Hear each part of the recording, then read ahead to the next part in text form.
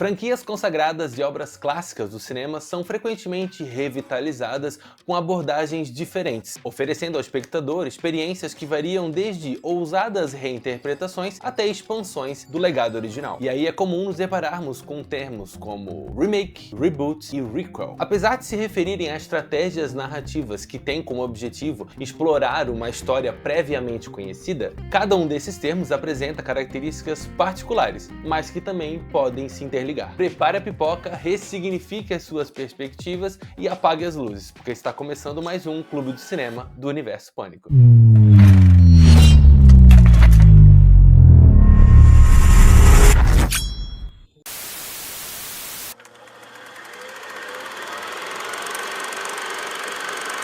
Vamos começar do início. A sequência é o termo mais comum e que a gente está mais acostumado a utilizar. Uma sequência é algo que acontece após alguma coisa, uma história que dá continuidade a algo que foi contado anteriormente. É a continuação. By definition alone, they're inferior films. It's bullshit generalization. Many sequels have surpassed their original. Oh yeah? Name one. The Godfather, Part 2.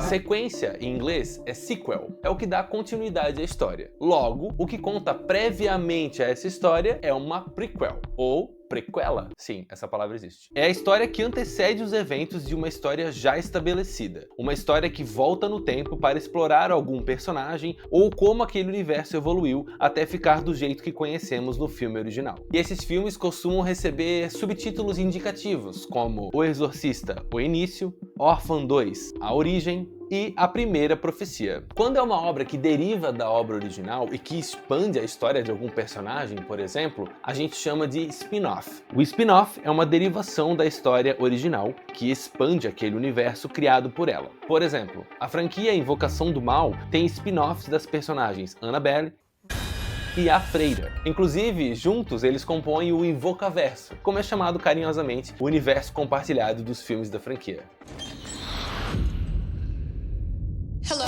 Até aí tranquilo, né? Daqui pra frente as coisas começam a ficar um pouquinho mais complicadas. Remake e reboot são termos de amplo conhecimento do público, mas que podem ser facilmente confundidos. Pra gente entender melhor, vamos analisar a etimologia de cada palavra. A palavra remake vem do inglês recriar, enquanto reboot significa reiniciar. Enquanto o remake recria uma obra existente, o reboot reinicia com uma nova abordagem. Em ambas versões, acontece uma descontinuidade daquele universo de origem, se desvinculando da linha do tempo original. Um remake é uma refilmagem que utiliza a obra original como referência, realiza algumas mudanças e atualiza um roteiro já conhecido do público sem perder a sua essência. Isso acontece em filmes como O Massacre da Serra Elétrica, de 2003, que é um remake do filme original de 1974, assim como A Casa de Cera, de 2005, remake do filme de 1953, que por sua vez é um remake do filme de 1933.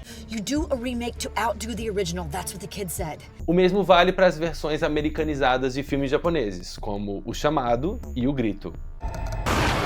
You forgot the first rule of remakes. Don't fuck with the original.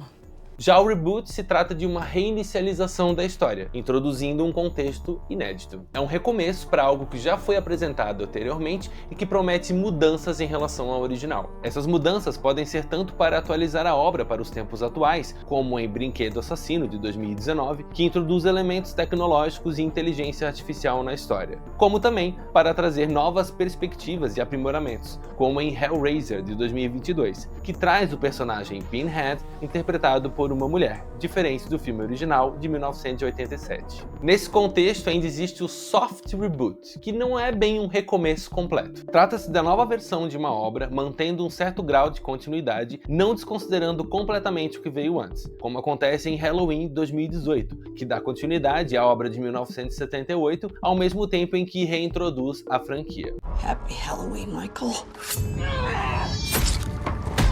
Recentemente, um novo termo se popularizou entre os cinéfilos. E se você assistiu o Pânico de 2022, você sabe exatamente do que eu tô falando. Oh my god, he's making a requel.